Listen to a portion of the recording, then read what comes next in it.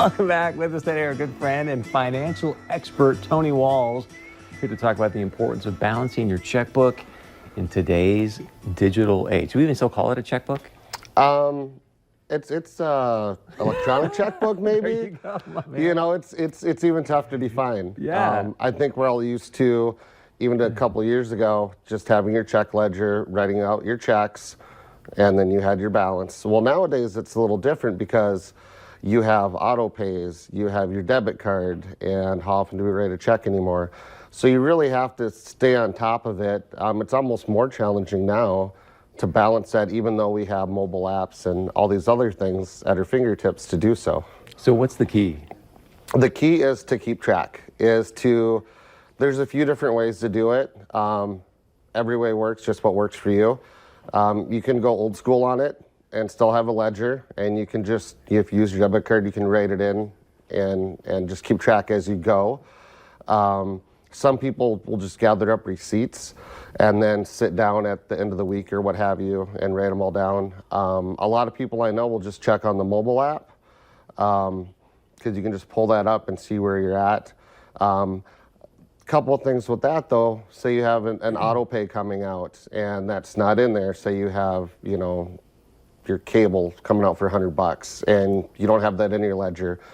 Or you write a check for rent, or maybe you gave a niece or nephew $25 for their birthday and you actually wrote a check and that doesn't come through for a week or two. So you really need to make sure that you're on top of it so you avoid those, you know, $32 fees that you get for being overdrawn. I think we've all been there. They don't do that at credit unions though, right? Unfortunately, yes. And nobody likes to pay, you know, $5 for a coffee is bad enough, but 37 is a little bit worse. But I think one of the beauties of it that we don't write so many checks these days, because so much stuff is done on the debit, is it's pretty instantaneous. You can see, okay, this is coming out, this came out. Maybe the unfortunate part of those you mentioned, you write one check every once in a blue moon, you forget about it, goes through 2 weeks later, you're like, wait a second, what happened? Exactly. Or if you have an auto pay coming out, maybe a lot of people have insurance directly billed and you forget to write in your ledger, it comes out on the 15th, so you're $100 off. The other thing I would say is to reconcile your statements. I know a lot of people get e-statements now, but just go through there and check those charges and make sure everything's legit for fraud too. I've had people come in and say, hey, I'm getting this $9.95 charge. Well, how long have you got it for? I don't know, like 6 or 7 months. So if you don't check your statement, you don't really see those things, or you might not be aware if you're just checking your balance. Okay, that's kind of where I'm at, and go from there. So if you do see something erroneous, what do you do then? Just call up your bank and go, hey, this charge keeps happening, or? Yep, absolutely. The first thing you want to do is contact where the charge came from and say, hey, what is this? You know, a lot of times people, oh yeah, that's what that's for.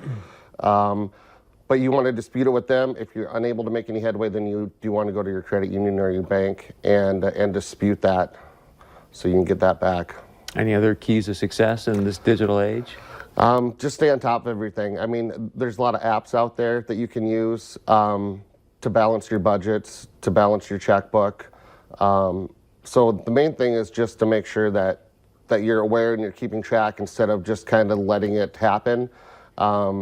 To really keep track of those transactions and where you're at to avoid those fees. Any tricks of the trade? I know some banks now have got like an overdraft protection where you can have maybe another account, just put maybe $100 in there, whatnot, just for a backup. Yep, absolutely. A lot of times you can go to your credit union or bank and say you're overdrawn by $8. You can have that pulled from your savings account, and that's what I'd recommend, just to cover that so you don't get that fee.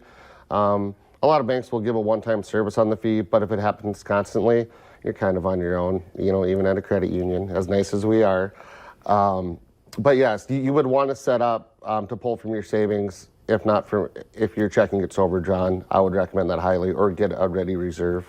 If someone wants to work with you, ask you some more questions, how do they get a hold of you? They can stop at any branch of Town & Country Credit Union. I'm at the 52nd Avenue location, or they can go on our website too and check us out. Good stuff, Tony. We appreciate it, man. Always. Very, very much.